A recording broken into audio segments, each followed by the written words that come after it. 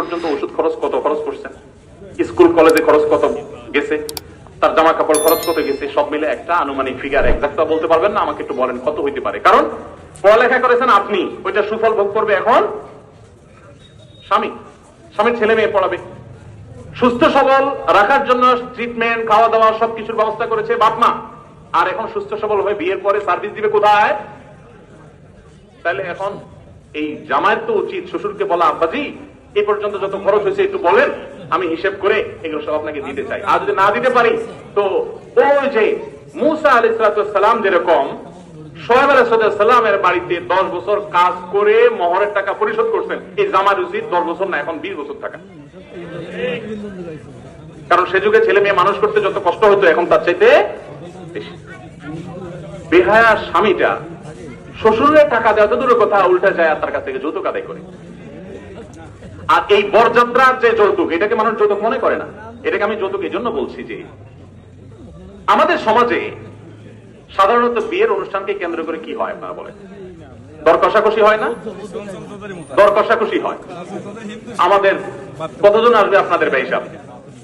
তো বলো যে আমাদের লোক বেশি নাই, 200 লোক যাবে। বলে হিসাব একটু কমানো যায় না?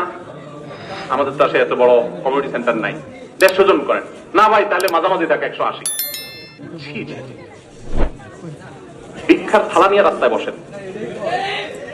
খানার যদি এত অভাব হয়, একবেলা খাওয়ানোর যদি এত অভাব হয়, তো ভিক্ষা করেন। এই চাঁদাবাজি করার চাইতে অনেক ভালো। এটা তো চাঁদাবাজি। বিয়ের অনুষ্ঠানে আরেকটা হয় বড় ডাকাতি, সেটা হলো চেয়ার টেবিল নিয়ে খাতা কলম নিয়ে উপহার নেওয়া। আসেনি এলাকাতে?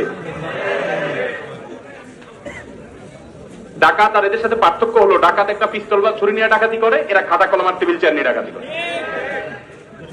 হোটেলে খাইলেও তো মানুষ অনেক হোটেলে খাওয়া দাওয়া শেষে যাওয়ার সময় এবার বলে কত হয়েছে, এত হয়েছে।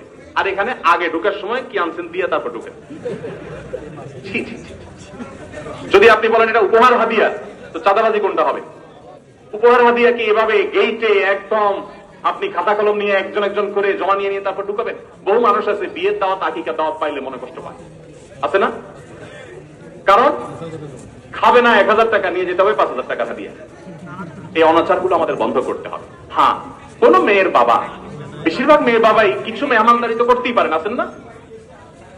তিনি যদি আল্লাহ তাকে এত দিয়েছেন যে আপনার ছেলে পক্ষে 10 জন 20 জন 50 জন মেহমান, তার কাছে কোনো ব্যাপার না। তিনি বরং খুশি থেকে জোর করে যে মেয়েকে বিদায় দিবেন, কিছু মেহমান এনে খাওয়াবেন, সেটা কিন্তু এর আওতায় নাই।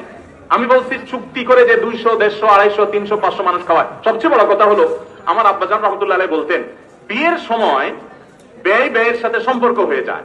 পুরো এলাকার মানুষ ডাকায় নিয়ে আপনার যাত্রার সাথে আত্মীয়তা হয়ে গেছে, বেচারার সাথে চাঁদাবাজি করে খাওয়ার ভিতরে কি ফজিলত আছে বলেন? কোন লাভ আছে? আল্লাহ তাআলা আমাদেরকে বুঝার তৌফিক দান করুন। এই বরযাত্রী বিশেষ করে শর্ত দিয়ে আপনার চুক্তি করে বার্গেনিং করে অতিরিক্ত বরযাত্রী যাওয়া, এটা জায়েজ। ইসলাম বিয়ে উপলক্ষে একটা খাওয়ার কথা বলছে, তার নাম ওলিমা। আর সেই খাওয়াটা আয়োজন করবে কে? ছেলে পক্ষ।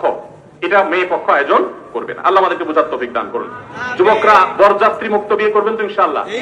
যৌতুক মুক্ত বিয়ে করবেন তো ইনশাআল্লাহ? অনেক সুশীলরা এদেশে আলেমদের অবদান খুঁজে পায় না। আমি বলি এই দেশ থেকে যৌতুকের নাম নিশানা ধুয়ে মুছে সমাজ থেকে বিদায় করার মূল অবদান এদেশে আলেম ওলামাদের।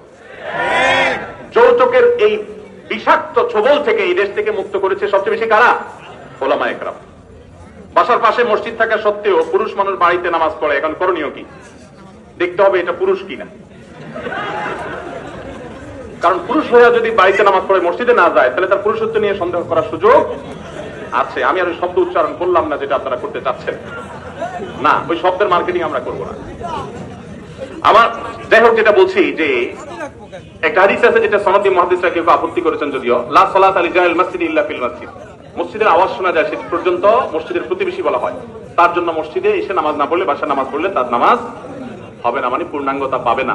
এটা না তামাম থাকবে, অপূর্ণাঙ্গ থাকবে। সমস্ত ওলামায়ে কেরাম প্রায় ওয়াজিব যে জামাতের সাথে একমত যে জামাতের সাথে পুরুষ মানুষের জন্য হাজির হয়ে নামাজ পড়া ওয়াজিব। সালাতুল জামাআতি তাফদুলু সালাতাল ফরজ বি 27 দারাজা।